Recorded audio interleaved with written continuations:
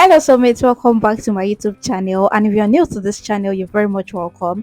In today's tutorial, I'll be teaching you how to cut and sew this beautiful blouse you're seeing on the screen. So this is what my recreation looked like. And if this is something you're interested in, don't forget to like this video, drop a lovely comment for me in the comment section.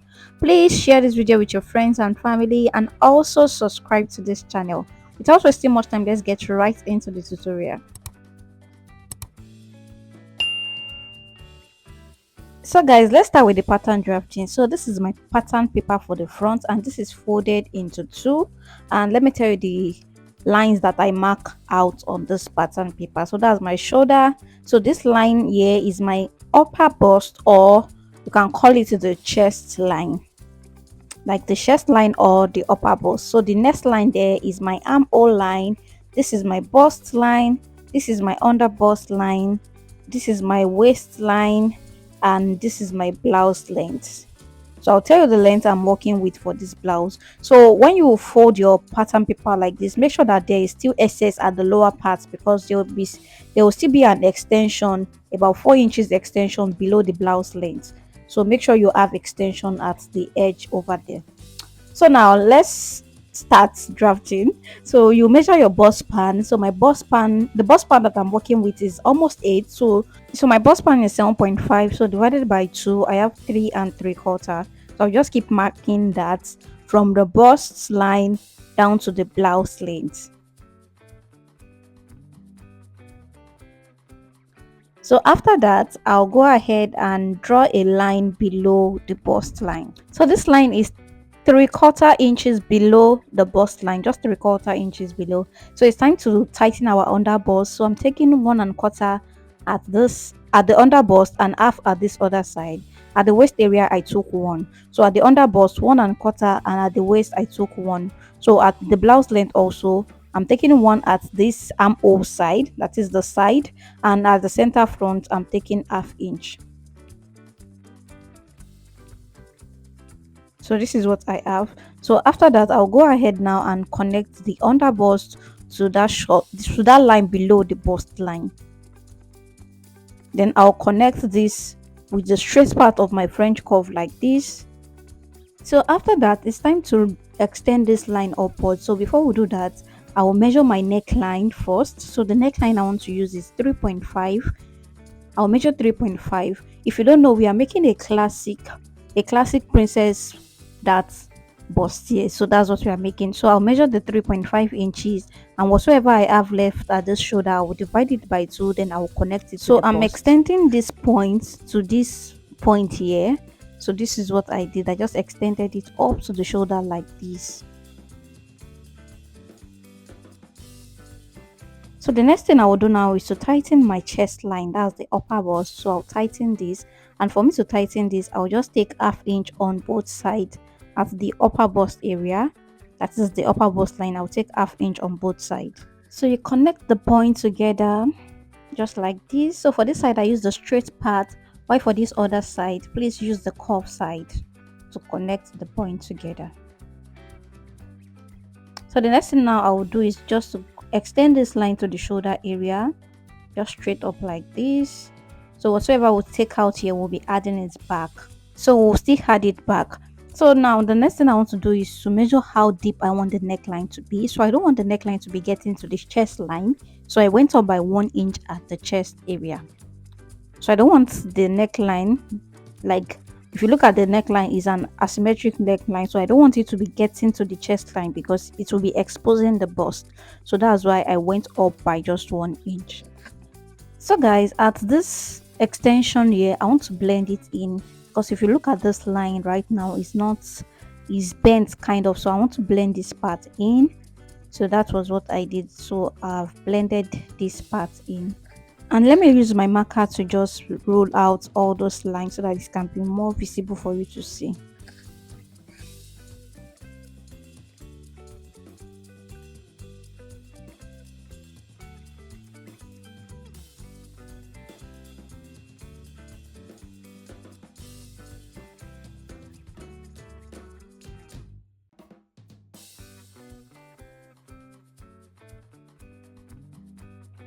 So now let me add what I removed at the shoulder area. So because I took out 1 inch at the shoulder area, so I'm connecting it back. So this is how I did it. I just blend it in back into the armhole just like this. So that part here, the shoulder area is 1 inch, but the rest I just blend it in. So the next thing I want to do now is to measure my bust divided by 4, and at the waist area you measure your waist divided by 4. So what you took out here, you had it back at the waist area. Then at the blouse length you measure your hip divided by 4. So my hip divided by 4, then what I took out here I will add it back. Then after that I just added extra 1 inch, just extra 1 inch at the hip area. So now I'll connect the points together.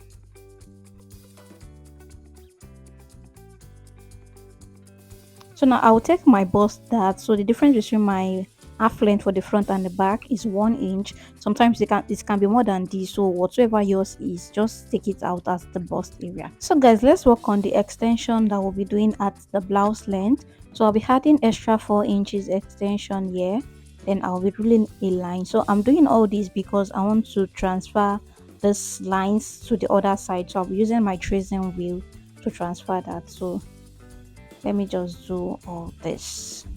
So after that, you go ahead and transfer all this line to the other side.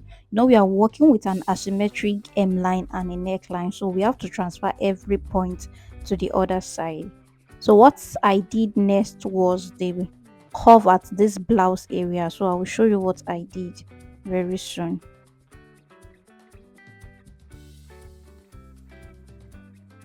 So at this blouse length I went up by about 1.5 inches, then I reconnected it to the blouse like this.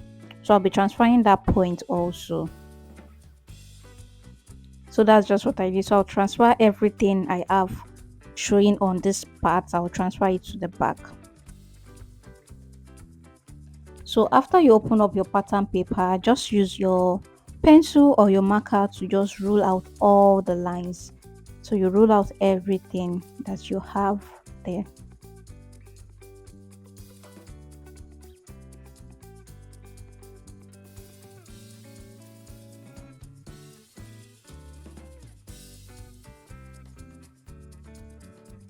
So after you are done, it's time to draw our asymmetric hemline. So at the waist area here, you go down by 2.5 inches. Look at what I'm doing. So 2.5 inches, then you connect it to this blouse length. But before you connect it to this blouse length, I went inward by about 1.5 to 1.5 at this blouse length. Then I'll connect it like this to the 2.5 that I went downward at the waist area. So that's 2.5 inches downward at the waist area, then this is 1.5 inches away from the blouse length, then I just connected it like that.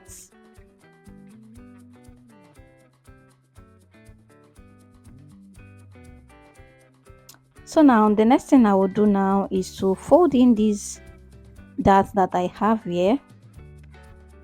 So you can use a pin or a tape to just hold this down so that it doesn't move. So just hold this part down. So now at the waist area there, so just like we did for that other side, I'll just transfer the line to the other side, so that marker side. So then I will connect this. So for me to connect this, what I did was to take 1 inch here, then I took 1.5 inches downward, then I'll be connecting a curve. But before I connect that curve, let me connect this hemline first. So this hemline, this was how I connected it. Make sure you tape in that dart so that it doesn't hurt the measurement, because the dart will be taken away when we are cutting. So that's why I'm folding it inward. So now you connect these points together just like this.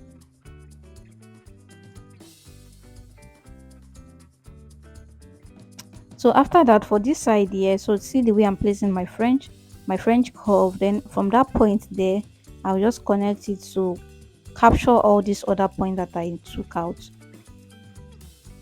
So now when you fold this dart inward like this, as you can see that both of them are starting on the same line. So that is how it will look like. So let me just extend this one downward just like this. So the space there is 1 inch. So the space I took out there is 1 inch, and at the edge I think I reduced it a bit to about 3/4. So now let me use my marker to just do all these points to rule it out so that it can be more visible.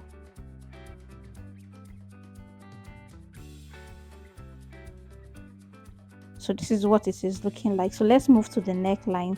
So for this neckline, I'll fold this in. So you fold it in. Then for the neckline, from the center, I'm taking 4 inches to the right, 4 inches to the left. So that means I'm working with 8 inches wide neckline. So the neckline I'm working with is 8 inches. Just fold it like this downward. Then you place your ruler on that line, that 4 inches line that we ruled out. Then you rule a straight line downward. Make sure it is straight downward, and make sure it is meeting that line. Know the chest line, we went upward by 1 inch for the neckline, so make sure it is meeting that line, that new line, that is the 1 inch line above the chest line. So you fold this in, rule a straight line just like that. So let me use a marker to identify this line for you to see. I should have used a tape or a pin to just hold this down so that it doesn't move. So this is what this side looks like. So now the next thing to do is to connect this other side to meet this point at that junction. So I'll just connect. I'll just use my French. You can use your French cover. You can just use your hand to just connect a curved line that will end at that point there. So this is what I did. So I was trying to adjust it because it was not perfect.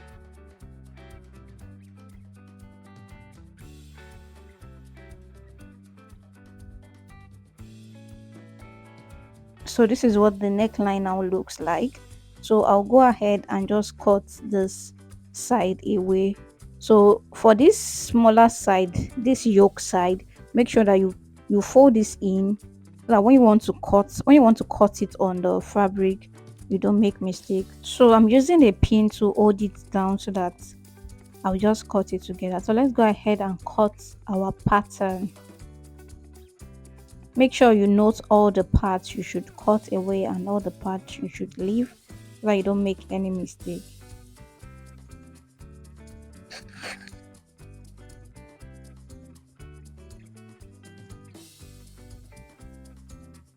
So guys, after cutting the pattern, this is what the front pattern looks like.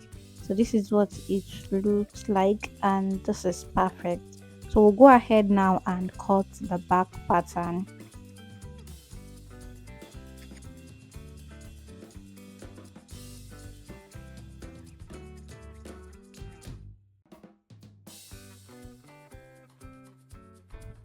So guys, I will advise you label these because at some point I got confused as the positioning of this yoke, so I labeled it up and down so that I can know which one is correct. So let's move to the back pattern. So for this back pattern, it is very easy. So we will be using a lacing at the back, not a zipper. So this is my shoulder, my armhole, my waist, and my blouse length. So for this blouse length, it is just 1 inch shorter than the front. So it is 1 inch shorter than the front. So I'll go ahead now and measure my bust divided by 4. So there's no need for zipper allowance because we are not using a zipper. We'll be lacing the back. So at the waist area, you measure your waist divided by 4. Then you add that allowance. Then at the hip area, you measure your hip divided by 4, and you add the excess 1 inch that I added at the front. So you connect this together like this. So this is what we have. So it's time to locate so we have to go up by 1.5 inches at the blouse length, just like we did for the front, so that they can both align. So you curve it out like this. So for the lacing bar at the back, so I want to cut out about 2 inches away from it for the lacing bar. So I'm going upward by 1 inch at the armhole line. So that is where the yoke for the back will start from. So it will start from 1 inch up, like above the armhole. So for the lacing bar at the back, so I want to cut out 2 inches away. So that's the 2 inches I'm marking. So I'll be cutting this away. So that will be for the snatching. So you can do 1.5 in case you don't want it to be too wide. You can do 1.5 or just 2 inches.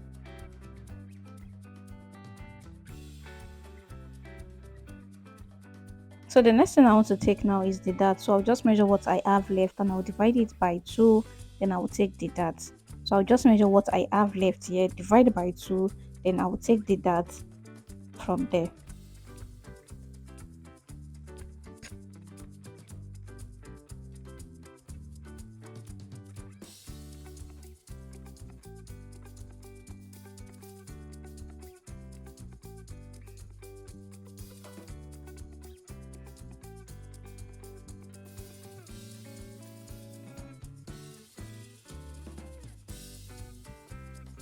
So be cutting through this back, like it will be in pieces. That's why I extended the line upward.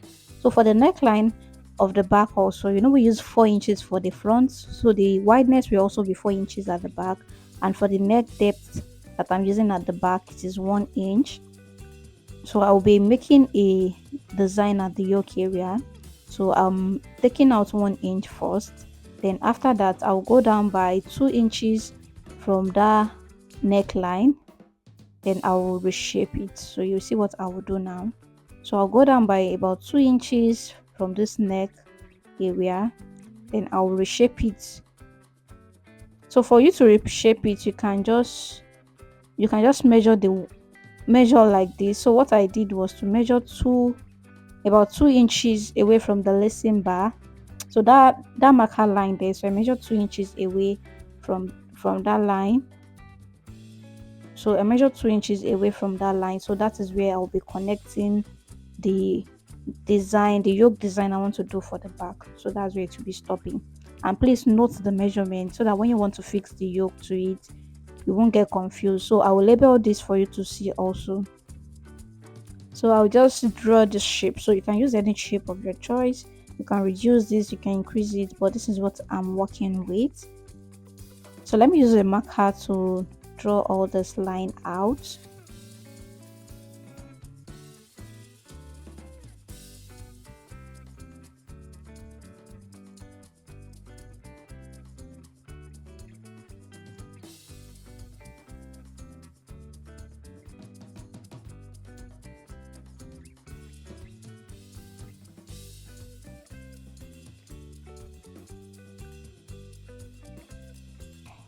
So for me to know where to fix this yoke when I'm about to sew, so I always like to measure. So it will be 2 inches away from this lacing bar. So let me just write 2 inches on the yoke so that when I want to fix it, I know it will be 2 inches away. So now I'll go ahead and just cut my pattern.